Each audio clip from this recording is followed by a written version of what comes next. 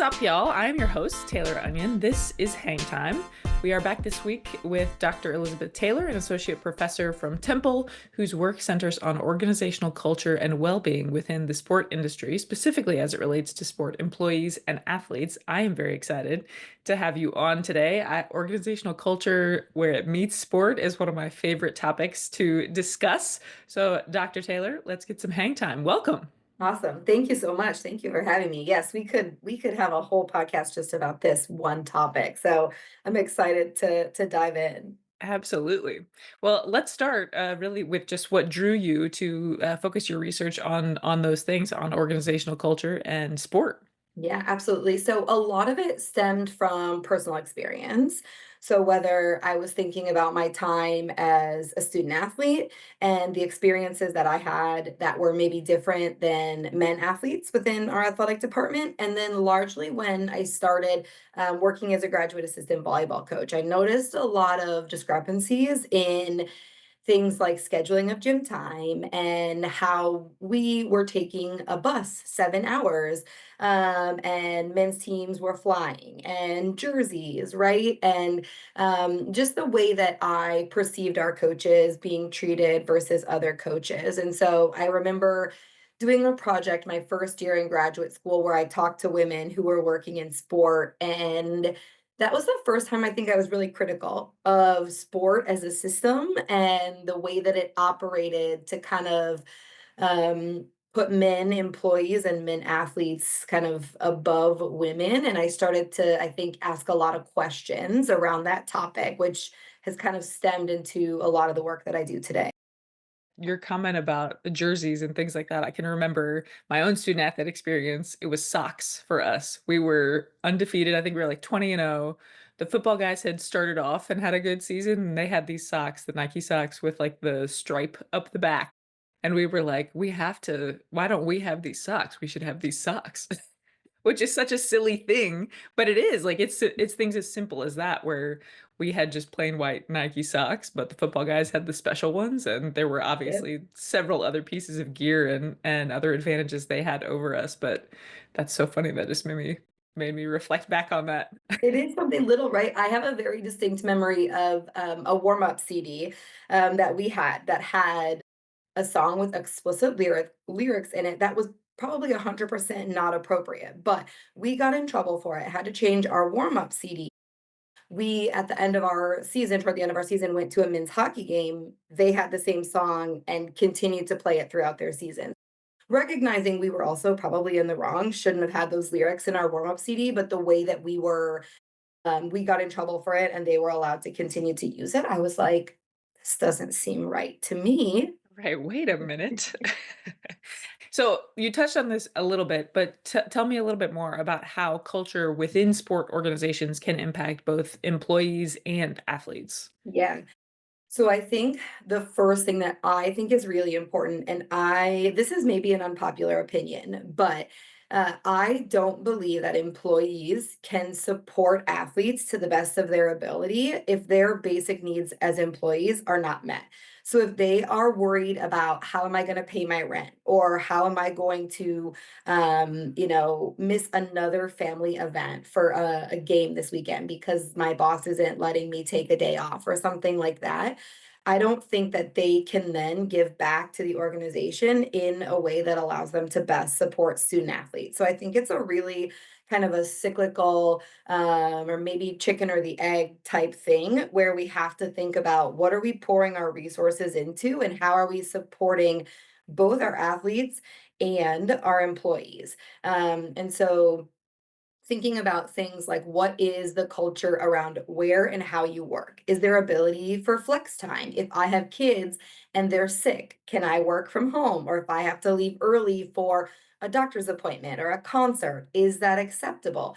And then how does that translate in my ability to do my job and then support student athletes? Because if we think about how if I'm exhausted because I've worked 20 plus days straight. One of the employees in our athletic department just said that to me the other day. She's like, today's my 21st day in a row that I've worked.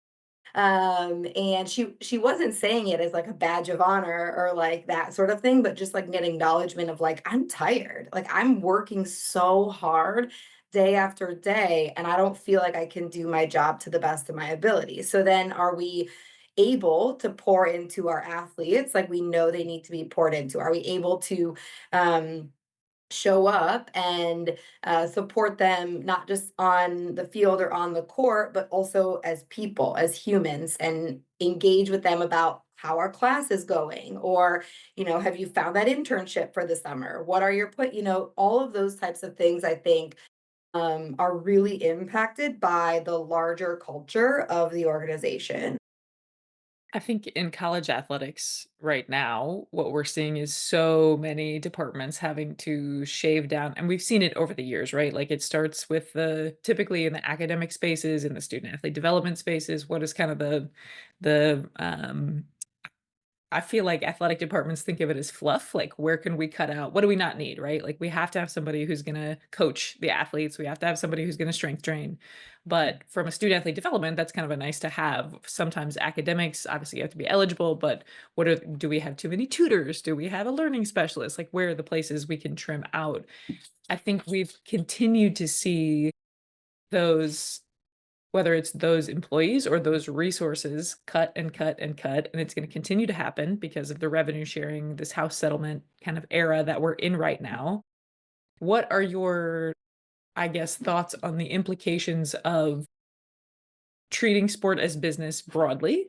And how do we kind of remedy this situation that we're in right now where the pendulum seems to have swung very far to the business side Yeah. of sports? Yeah, you're spot on, is that we are going to just continue to see cuts in the fluff, and it's not, right? It's critical to the student athlete experience, to the athlete's holistic experience, but, I think because of the way that success is measured by wins and losses, right? At the end of the day, that really is how we're measuring success, and so if athletes are at least eligible, it's considered a win, right? If they are able to do the bare minimum outside of the classroom and off the field in terms of athlete development, it's considered a win. I think right now we're seeing a lot of money being poured into areas like analytics. And the new thing, what's the new thing that every team, I'm seeing it in men's basketball and football right now, a general manager, Mm. right? So now you have these additional administrative positions specific to teams, but that money has to come from somewhere, right? And in the revenue sharing, the money has to come from somewhere. So, yeah, I think in this shift to a very business focus, we're going to lose some of the components that help kind of provide that very holistic experience for student athletes. And I don't know if athletic departments will start to rely more heavily on supports from the larger institution, right? So instead of having as many supports in an academic center, they might rely more on supports in an academic department, right? Or just in the general university instead of having so many supports for athlete development specifically. They might lean more on supports that are offered through student services or something like that.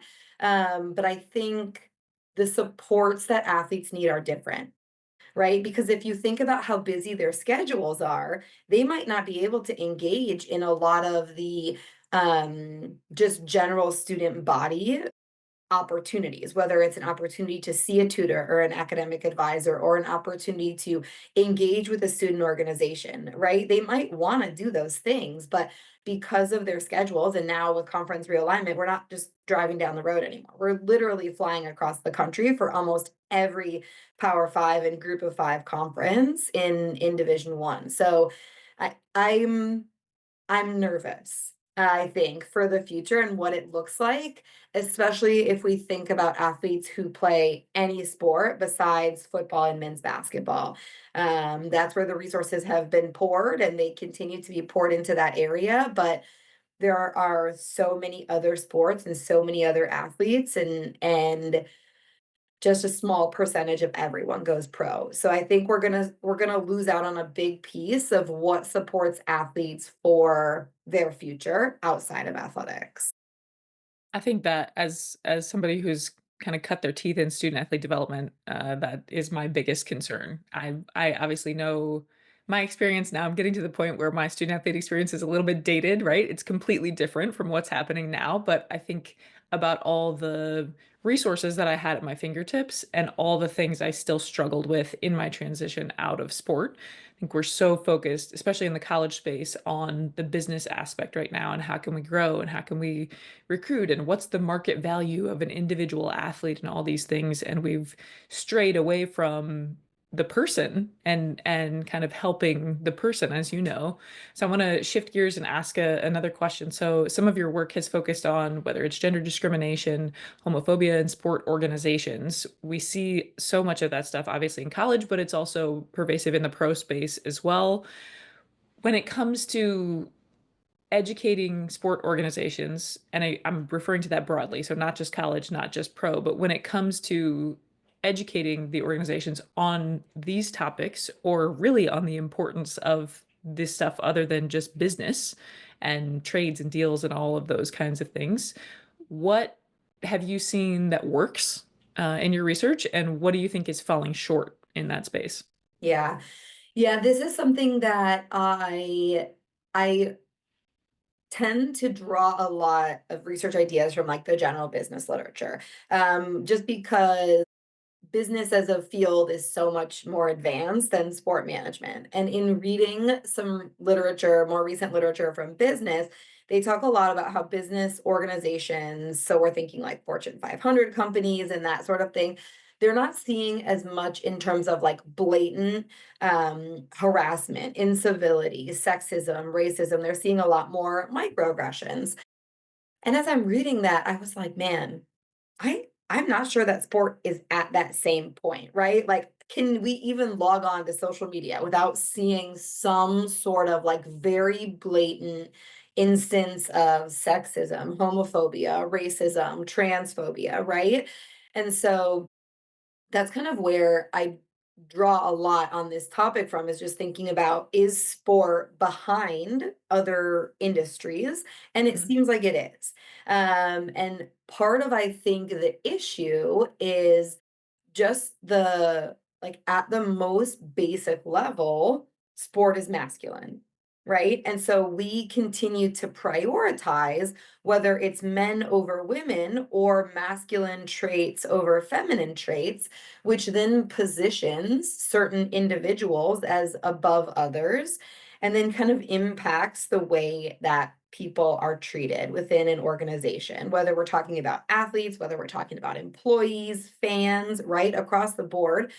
We know sport is very much a microcosm of society. And so we see a lot of the same pervasive issues within sport that we see outside. So, something that we very purposefully um, at Temple include in our curriculum are conversations about gender in sport and racism in sport and homophobia in sport. And I'll never forget a conversation I had in a class when I was getting my PhD, and the topic of the week was homophobia in sport. And one of the students kept saying, why do you keep saying homophobia in sport? We're talking about sexual orientation." And I was like, "Right, but it's manifesting as homophobia."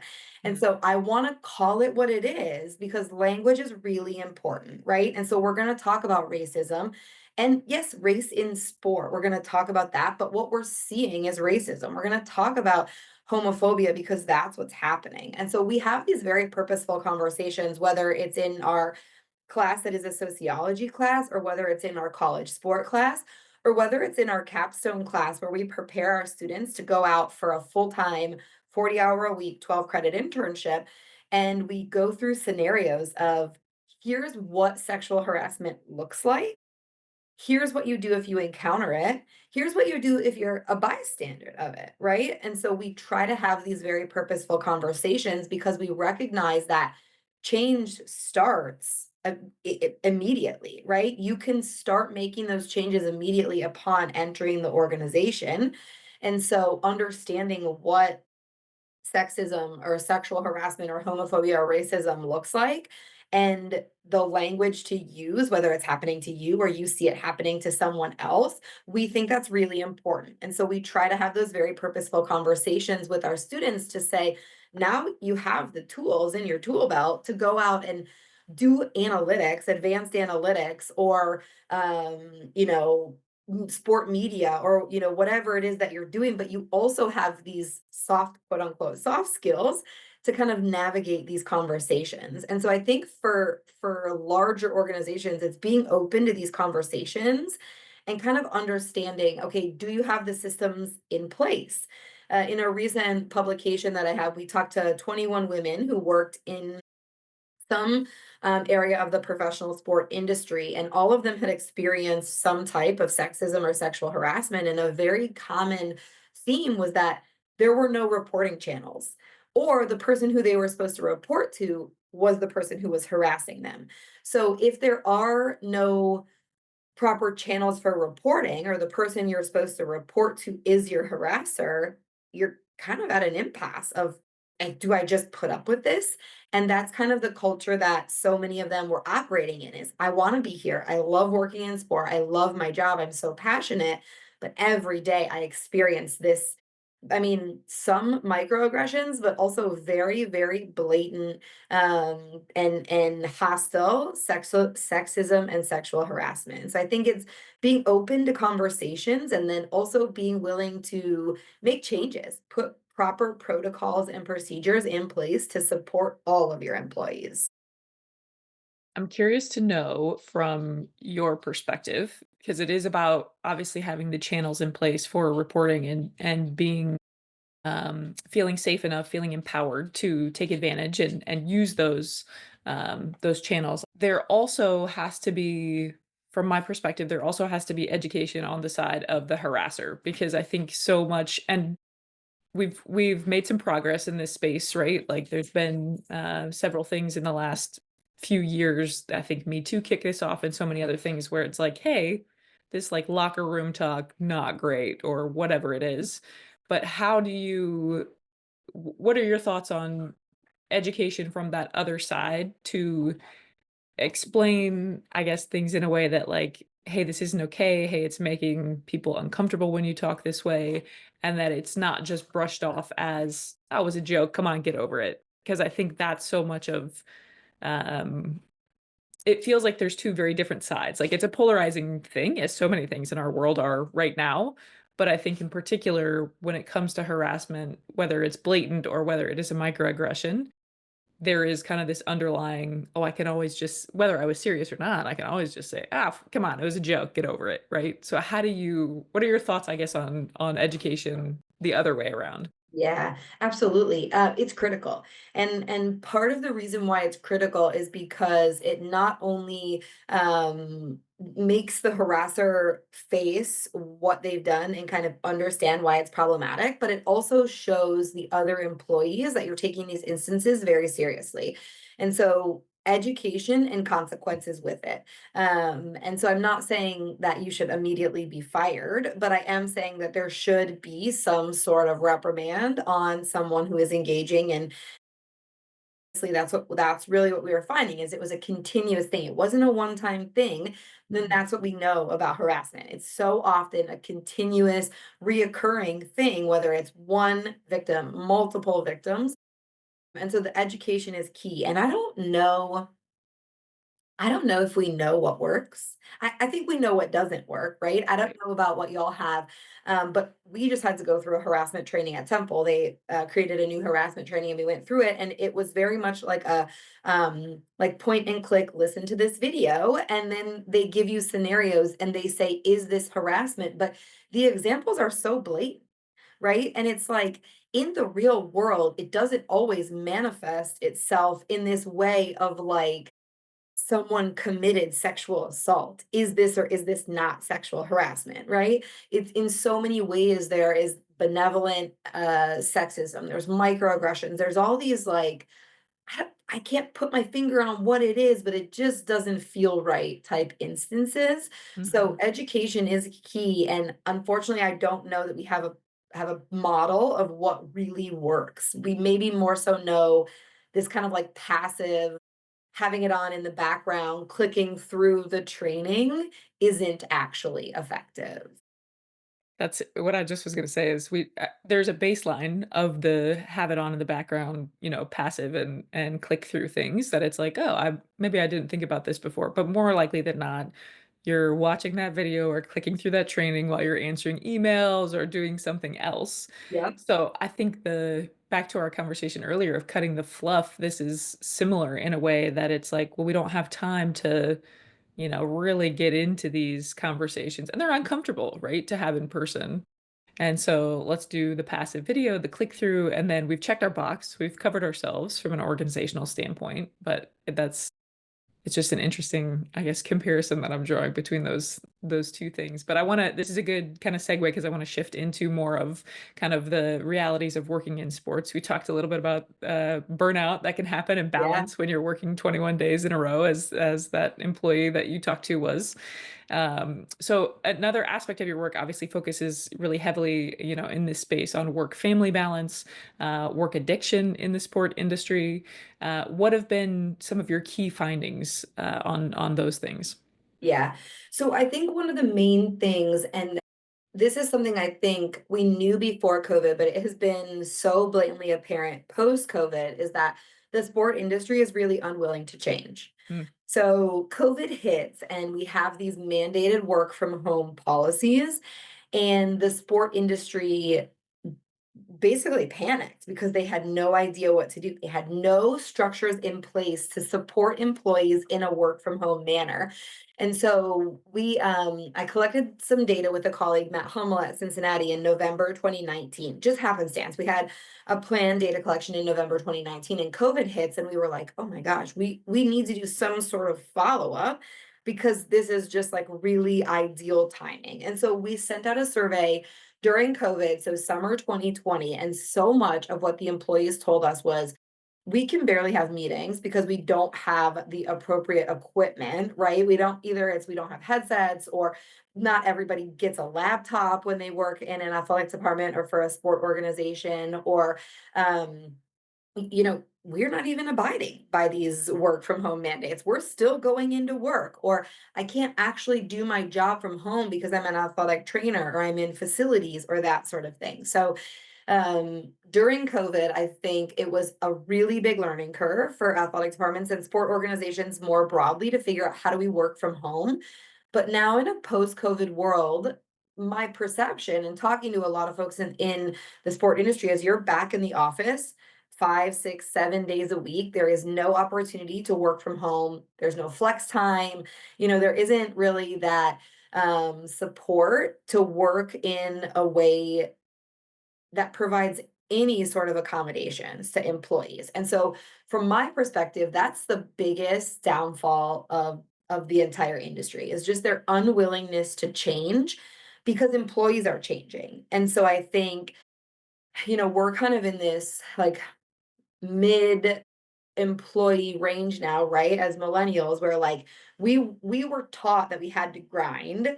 We did the, $500 a year GA position where we were working as a full-time employee, right? And we did it. And maybe we didn't love it, but we were told that's what we had to do. And so we did it. And now we're starting to have families or just want time to ourselves or that sort of thing. And so we're pushing back on the system a little bit, but Gen Z is like full on raging, pushing back against the system that is requiring the in-person work, being on call 24/7, the 21 days in a row type of a thing. And so I think we're about to go through a huge shift in what it looks like to work in sport. One, because of the House settlement and all of the changes that are happening in college athletics, but two, because of what employees want. Gen Z wants more work-life balance. They want more flexibility and they love sport, but they're willing to say, I'll go work for a marketing firm because they're willing to provide me with that flexibility. I'll work fewer hours, I'll make more money, and then I'll go to the game as a fan, right? Or I'll freelance with this sport organization, but I won't work with them in a full-time capacity. So I think we're at a really interesting time because what has been working, I don't know if it's gonna continue to work. I talked to a lot of folks who are hiring and they're like, "Our pools have shrunk so much from 5, 6, 7. years ago because they're hearing a lot of what our research is saying is that people want flexibility. They don't want to be 30 with a roommate because entry level positions only pay $35,000 a year, right? And so I think we're going to see a required shift in kind of what it looks like to work in sport. It's gosh, I have 100 follow-up questions just on that topic alone, because 'cause I'm thinking back to even in 2019 hiring for interns and how many offers we had had out, whereas the year people are banging down the door to be able to come and work in college athletics and student athlete enhancement or academics or whatever it was.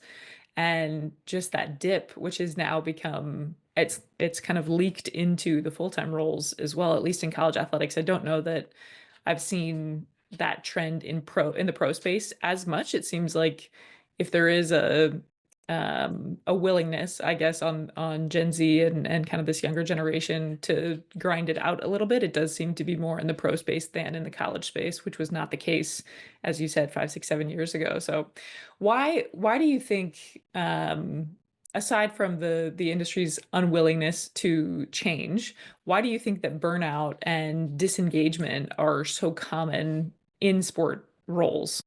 Yeah. So I'll share an example from a participant in a study. So a couple of years ago, we did a project where we interviewed athletic department employees and their partners.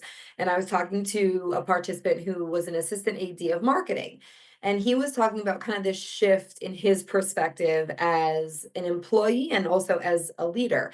And he was sharing an experience where they recently hired kind of an entry level marketing coordinator. And about 2 months in, he was doing just like an informal over some coffee saying, like, how's it going? Like, share your experience. Seems like you're really fitting in, kind of finding your groove. How's it going? The employee replied and was like, I love it. I love everything about it. I just wish we didn't have to work until 7 p.m. every night. And the participant was like, What do you mean? We don't have to work until 7 p.m. every night. Like, that's not required." And she was like the employee was like, "Well, you do. You're here until 7 o'clock every night, and so I feel like I have to be here until 7 o'clock every night." And so the entry level employee shared, like, if even if I'm done with my work at 5, I sit at my desk until 7, just like online shopping or on my phone. I try to appear busy because you're busy. And so the culture was suggesting to her that she had to be there until 7. And so it's kind of this like, we're not modeling great behavior as sport leaders, right? And part of it may be as an athletic director or a senior leader or a head coach, you maybe make more money so you can afford to have a nanny, or your partner can stay home and doesn't have to work and they can do more of the childcare and the housework, that sort of thing. Whereas folks who are entry level and mid management don't have that same ability. So they're at work for 12, 13, 14 hours a day, 21 days in a row.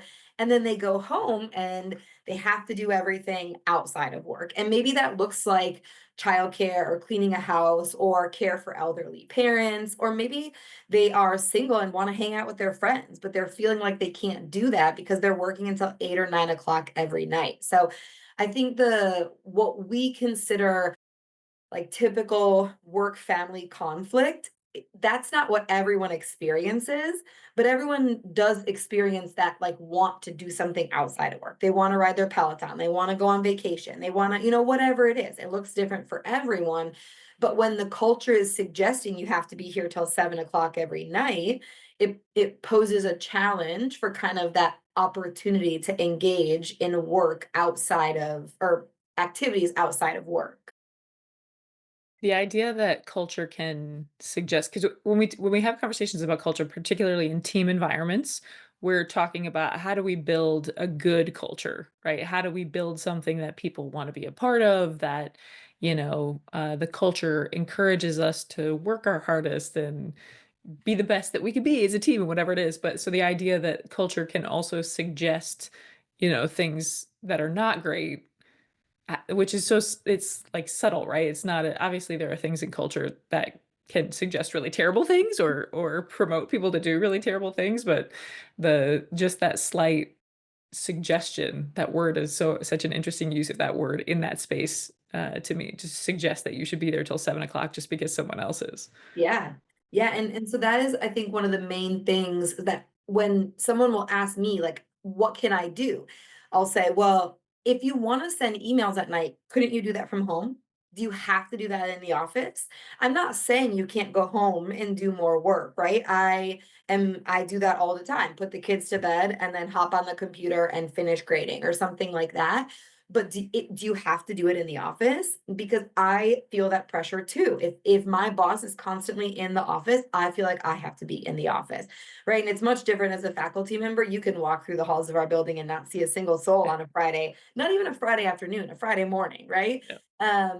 But when the culture is people work from the office all the time, it kind of sets, even if it's an unspoken culture, it sets that tone. And so someone new coming in is like, well, I don't want to be the one to be seen as leaving early or I'm lazy or that sort of thing. What role I'm gonna ask one more final question, then we'll kinda shift into our wrap up. What role do you think higher education can play in the reshaping, like, if sport industries, were not so stubborn and we're not really clinging to their ways, what role does higher education play in helping to potentially, again, whether it's college, whether it's a pro organization, what are your thoughts on how that could, be a partnership instead of kind of a this or that? Yeah, absolutely. So one really easy thing I think, especially for college athletic departments, so many facets of the athletic department are tied to departments within the larger university, right? So like at Temple, our academic center is actually under the provost's office, right? So um, the head of our academic center has kind of a dotted line to our athletic director, but reports directly up to the provost's office. Same with our institutional advancement. Our folks in athletics development report to institutional advancement. And so, in so many of these areas, what athletics is doing is different than what the folks at the broader institution are doing. And so, someone who works in institutional advancement for the university has the opportunity to work from home, whatever it is, 2 days a week. But the folks in athletics don't have that same opportunity. And so just aligning their policies and procedures with what other parts of the university are doing. What I think is challenging, and one reason why I understand kind of the unwillingness to change is that not everyone in sport can work from home. If you're in facilities, you can't work from home. And that really is part of the nature of the job. And so recognizing too that it doesn't have to be a broad, sweeping policy, right? And so having those conversations, we educate our students on sport finance, sport marketing, right? But I think one thing that we miss a lot of, especially in sport management departments that don't have really any business focus, is kind of the HR employee development side. And so it's that understanding of, okay, well, every employee is different. Every employee has different needs. And so understanding maybe a sweeping policy isn't what's best, and being willing to engage in those conversations with your boss or with someone who works under you as a leader. And I think those are kind of the conversations that we can start having in the classroom is understanding what does it mean to be a good leader? How do we apply HR principles to the sport industry, right? And so I think some of these conversations can be started while folks are in school, or we have a lot of these conversations with our students before they go out into internship, right? So how do you ask for time off, or how do you have those conversations of, hey, I have class and I can't be at work at this time, but I'll come right after, right? So kind of navigating some of those challenging conversations, I think is a really great place to start, or modeling what the larger institution is doing if you are a college athletic department. In the pro space, do you think it's kind of the same thing, or how do you see it differ, I guess, in that Yeah, area? that's a really interesting question because I think it is, um, it seems from my perspective more unique to the organization. And Mm, so there may be some like a a marketing, sport marketing or PR firm, a sport agency, like those sorts of roles seem to lend themselves more easily to flexible schedules, work from home opportunities. But I think a lot of what we see at the team and the league level is more aligned with college athletics. So there are a lot of in-person work, a lot of travel associated with it. And so I think the team and the league very much align with college athletics, but kind of the more if you're thinking of like the smaller agencies or that sort of thing, maybe allow opportunities for a better work-life balance or hybrid schedule, that sort of thing. Absolutely.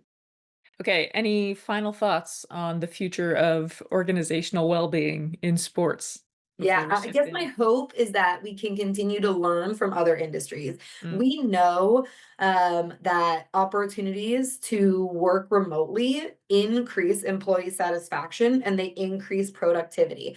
So at the end of the day, if you're thinking about how do I recruit and maintain my best employees, offer them opportunities to be happier in the workplace, right? I saw something the other day on social media that was like, I don't want a pizza party, right? I don't want a t-shirt. I don't like some of these like employee appreciation type things are so performative that it's like just pay people their value and let them work in the manner that they work best, because sometimes it is having to have the ability for a couple uninterrupted hours to finish a project, or you were out traveling with a team over the weekend, so let someone have Monday off. Do those things that we know work, and you'll be able to recruit and retain the best employees. Same thing with um, like diversity, equity, and inclusion. We know that diverse and inclusive organizations have a better bottom line. So, especially at the professional level, it's not just wins and losses. We're also worried about money.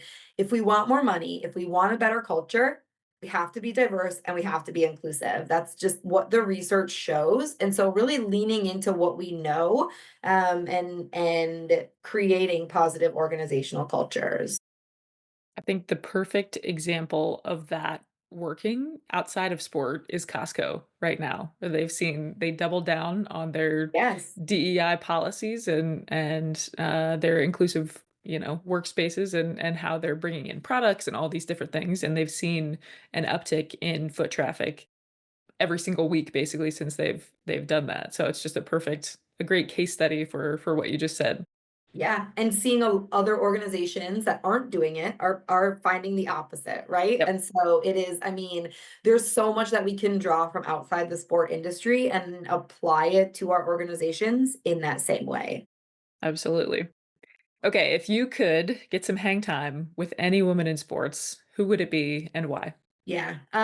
For me, this is so easy, Simone Biles. I think obviously she is the greatest gymnast to ever live, but also the way that she stood up for herself, supported herself, and supports other women is something I just admire so much. I also love that she is just herself outside of sport. So I follow her on Instagram and she seems like she's having so much fun going out, living her life. And she was doing that while competing as one of the best gymnasts in the world. So just the whole package. And I think she would just be a blast to hang out with. We've been on a basketball kick, so it's fun to get a gymnast in terms of the answers to this question. So I love that. Love that. All right, where can listeners go to find out more about your work or read more of your work? Where can they find it? Yeah, absolutely. A lot of my work is published in academic journals, which are sometimes behind paywalls, but folks can email me and I'm happy to share any of my work. I post a lot of it on social media, so Twitter or LinkedIn. You can find a lot of that as well. Awesome. Well, Dr. Taylor, thank you so much for taking the time. This has been so much fun. As you said, I could spend all day talking about these topics. So I appreciate the 45 minutes, 40 minutes that we blocked out to have a guided conversation on it. Yes. Again, thank you so much for having me. This was awesome.